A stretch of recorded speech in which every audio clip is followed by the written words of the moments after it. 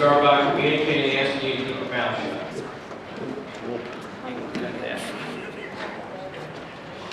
All right.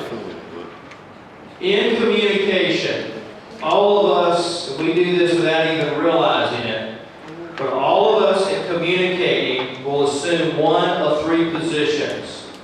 And I'm not talking about age here, I'm talking about style of communication. The first style or place of communication is that of an adult. All right, you want to write adult down there where it has an A. And that's just normal conversation. If you are communicating as an adult, it means that you're just in a normal conversation communicating with someone as your equal. So, for example, if I'm communicating to Walter as an adult and Walter's communicating to me as an adult, we're just talking back to each other pretty much as equals, okay? The next style of communication, where you've got the P there, is parent. Parent. Now, when you and I assume a parental position in talking, and I'm not talking here about being a parent, I'm talking about the style of communication. When we assume the parental position in talking, we're going to do one of two things. We're either going to talk down to somebody, or we're going to talk like we're somebody in authority. So when you speak as a parent to someone, you're going to either be talking down to them, I said you better do this, or you're going to be talking to someone in authority. Because I'm in this position, you better do whatever. For example, in a few minutes when I meet with my interns, I'm going to talk to some degree as a parent to them. I'm going to tell them there are things that I expect them to do. That's in the parental position. Now the third, where it says C, is child. When we communicate as a child, we whine, we make excuses, and we complain. So if I'm communicating to you as a child, I'm going to come in here tonight and I'm going to whine about how hot it's been today and how tired I am, and I want you to feel sorry for me, and I didn't get my job halfway done being here tonight, and I'm just sick and tired of being around you people all day long, okay, etc., etc. Now you get the idea. That is communicating as a child. Now these are not age-based. In other words, you can be 60 years of age and be communicating as a child, all right? You can be 10 years of age and communicating like you are a parent, all right? So it's not age-based. I want you to think about the last argument you were in. What position did you take in the last argument you were in? Did you communicate as an adult? Even? Equality, person to person? Did you communicate as a parent? You were talking down to the person, or you were speaking as someone in authority? Or did you communicate like a child? You were complaining, whining, or making excuses. The last argument you were in, think about the position that you assumed. Now, the last argument you were in, thinking about the position the other person was in. If you were complaining and whining as a kid, were they complaining and whining back at you? Did someone come to you like a parent talking down to you, or talking to you as somebody in authority, and you complained back at them?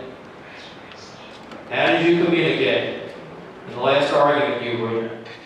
If you start a conversation as an adult, most people will respond to you the same way.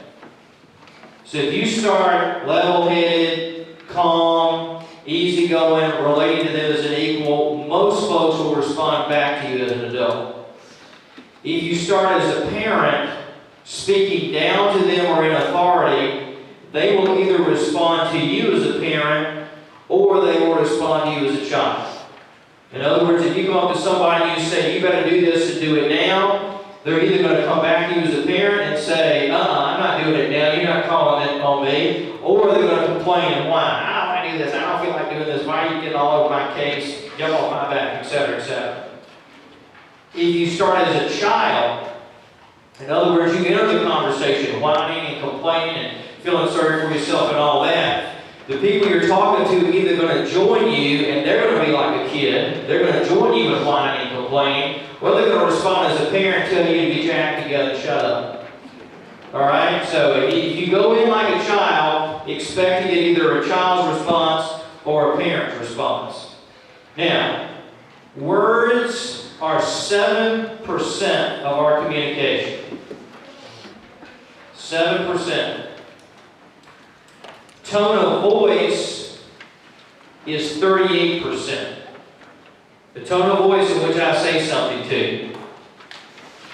For example, if I walked up to one of you and I said, "Hey, you're my friend," and I say it like this, you're going to believe me. But if I walk up to you and say, "You're my friend," you're going to think, "I don't think you are my friend." All right, tone of voice, 38% of communication. Body language is 55% of communication. People will listen to your body language and not hear a thing you're saying.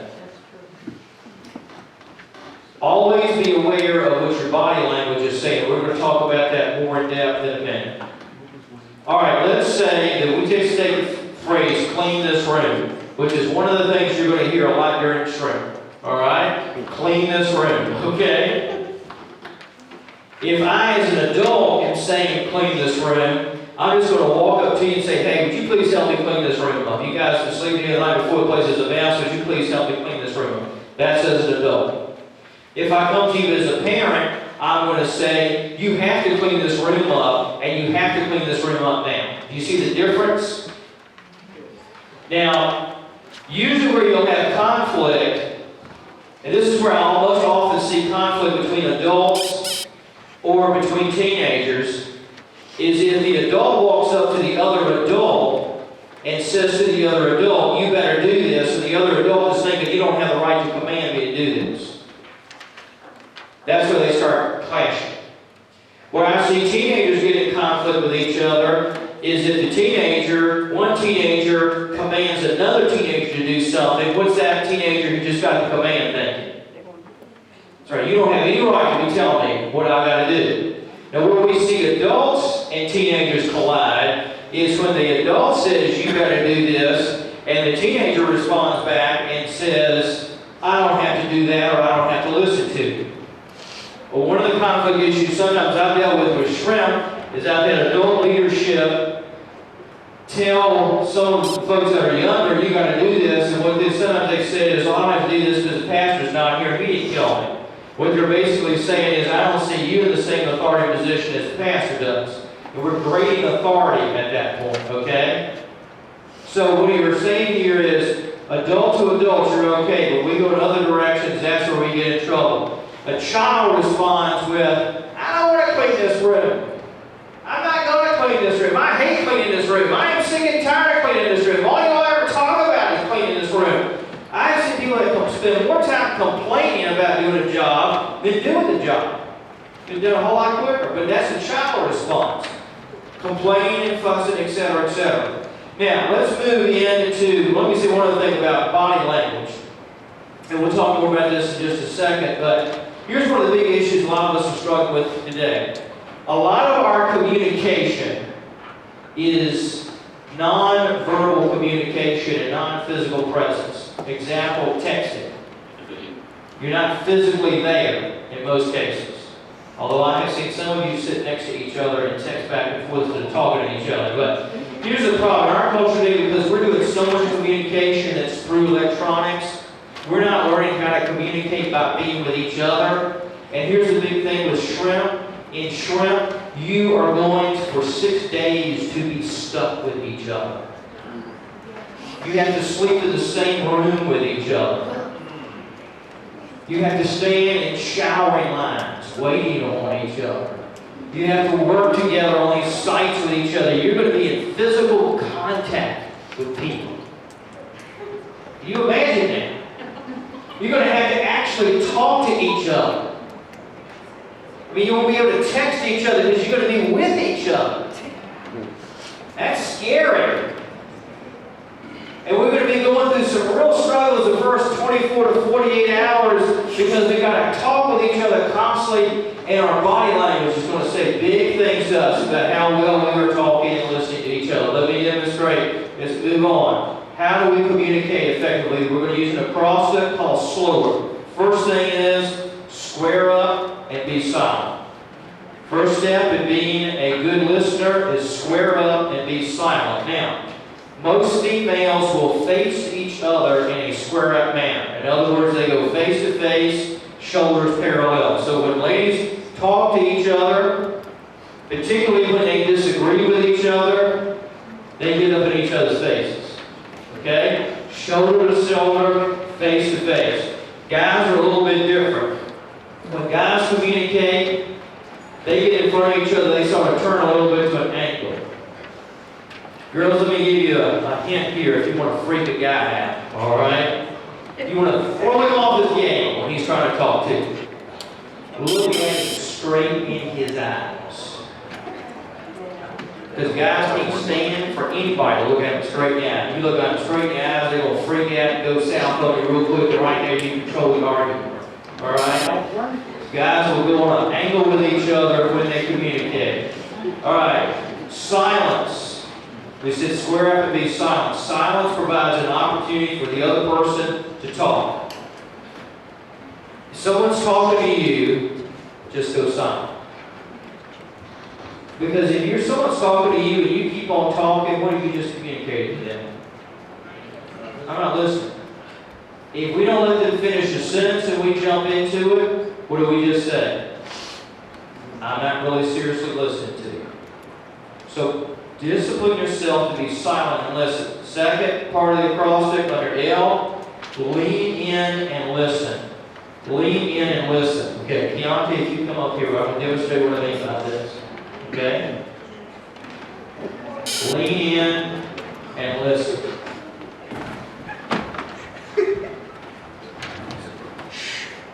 All right, let's say Keontae is talking to me. He's trying to communicate something to me, all right? The first thing is I need to look into his face. Because when I look into his face, I'm saying to him, I'm listening to you.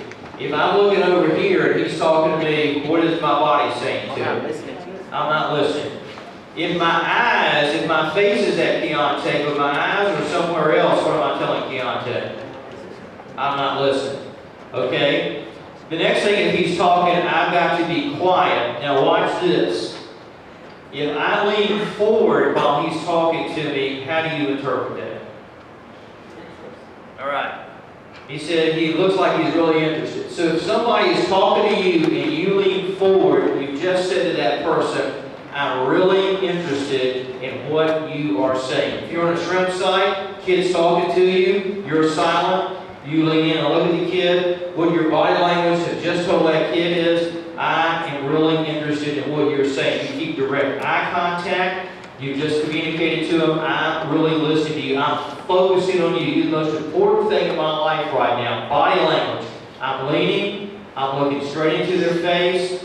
I'm focusing right on them. You're communicating by your body language, by your eyes, by the shape of your body. I am really listening. If you're looking around, if you're leaning back, if you're leaning to the side, you're communicating, I'm not really listening to you right now. Let me ask you, if the kid's trying to communicate to you, and you're looking all over the place, what do you think is going to happen to that kid after a while? They will get ticked off with you, aren't they? Do you think they're going to listen to anything else you said because you just communicated by your body language you're not listening to them? Thank you, John. All right, that's where body language comes in. So strong. All right, open body language and open-ended questions. Open body language is like this. If I'm open and listening to you, my hands are out from my body or down. That's open body language. I'm looking up, and my forehead does not have creases in it, and my eyes are not squinched. If I'm doing this number with my arms crossed across my chest, if I'm doing it like this, so that I'm squinting my eyes and like this, that's not communicating very well. That says I'm angry. It says I really don't want to listen to you, etc. So think about where you put your arms when you talk. Think about what your facial expression is saying. Think about what's going on here. Because we don't even realize this is so subtle, but when people talk to us, we're looking at their body language. And we're thinking right off the top of here about what they're doing, whether they're listening to us or not, and how we want to communicate back. If I look like I'm angry, not listening to you, what are you going to do? You're either going to shut down or you're going to come back to me the same way. If I'm like this, then hey, you're open, you're good to go with it. Now, open-ended questions. Open-ended questions work like this. Don't ask questions of just yes or no responses. Switch to how or what. How can you do this? What did you say? For example, do you like chocolate is a yes or no question. What is your favorite dessert is an open-ended question. That enables you to know the person better, etc. Think about open-ended questions you can ask kids at SHRMP. What did you do today? What did you have for breakfast? What's your favorite color? What's your favorite candy bar? That gets them to open up and talk. Next, willing to be engaged. That's W, willing to be engaged. And that is, I'm willing to talk to somebody about something that they enjoy that has absolutely no interest in me.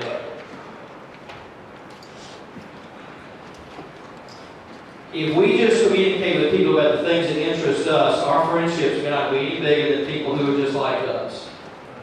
So we've got to be willing to talk to people about stuff that has absolutely no interest to us whatsoever. But because we're willing to ask them questions and listen to them, that's telling them, hey, I'm really interested in you because I'm interested in what you are interested in. Start a SHRMP. We're going to have a whole bunch of people here, about 100 folks plus, coming in here from another part of the state. A bunch of them are from rural areas. You need to ask them questions like, what's it like in your part of the state? What's it like living in a small town? Have you ever worked with a cow? Because some of them may be around cows. They live out in the countryside. Well, that's a different story. But ask them questions about where they're coming from. It'll be totally different. Hopefully they're going to ask you questions about what it's like to live in the city, what it's like to go to a large high school, etc., etc. Ask them open-ended questions. Now, eye contact. Is it look somebody straight in the eye when you are talking to them. Now, let me share with you a vehicle of communication that I use all the time. If you walk up to a person that you don't know, or that you may think may have something negative, you're anticipating something potentially negative from them, okay? Whether you're scared of each other, they might hurt you, or you just don't know how to communicate. This is the way you break the tension and start the communication, but you are controlling the communication.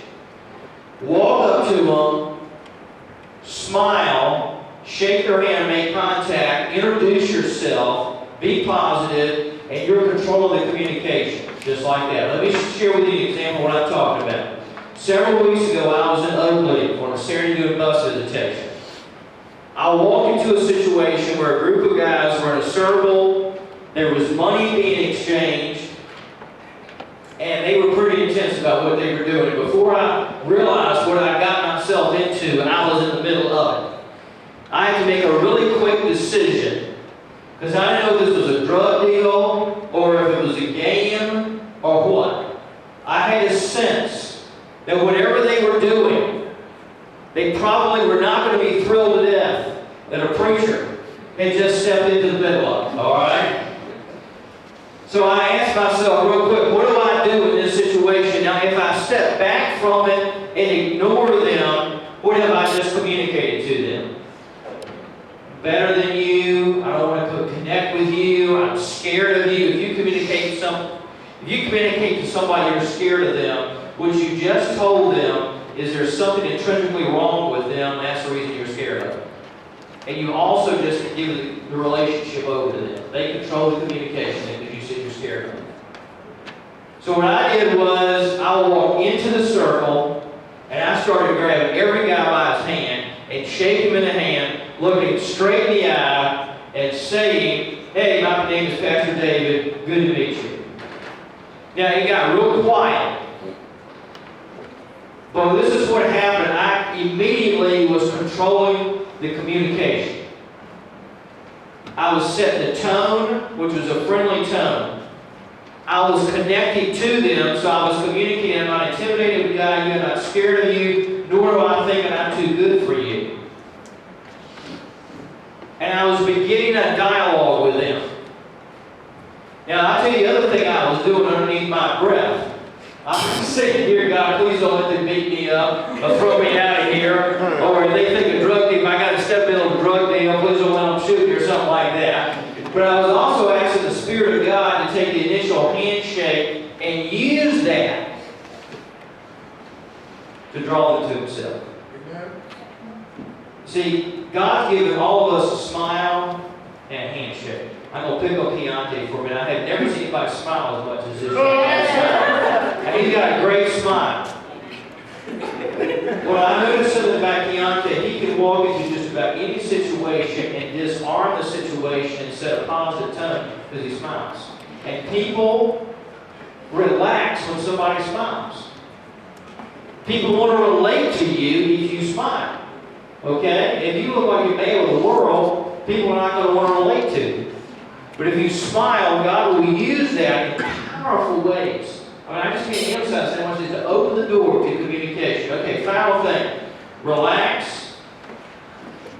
That's the R. Relax. Respond to folks, but don't dominate the conversation. And then repeat key words that they say so that you make sure you understand what they're saying to you. If you need to ask a question to clarify, hey, do I really understand you saying this? Now, we've got a lot of different age groups and a lot of different cultural backgrounds in this room. Because of that, we need to make very sure when we communicate with each other, we understand what the other person is saying. One of the things that I will do with those of you that are teenagers and young adults sometimes is I will ask you, I don't understand what you just said. Could you repeat it back to me? Because I've come to understand that a lot of times the way folks communicate that are younger than me, I'm not understanding what you're saying because of the age difference. And so I don't mind making you realize how ignorant I am about what you're saying. So I'll ask you. Sometimes you may use expressions that I don't understand your expression. So I will ask you to repeat your expression to me. To explain it to me. And that's clarifying. That's a good thing because a lot of times we make mistakes in communication because we think we know what somebody said and we don't really know what they said, and then we can have conflict because of that. Simple across it on listening. Why am I talking? So the last part of that. W, Y, the A, M, I, final, talking. Ask yourself that question. Why am I talking? And if we can't come up with a good reason, the best thing to do is shut our mouths as quickly as possible. Refer to rule 1. Now, let me leave you with one final thought. God gave all of us how many ears? How many mouths? What do you think He was trying to tell us? We don't need to talk now. We need to listen twice as much as we run our mouth, right? All right. Okay, worship team, if you will come on back up here.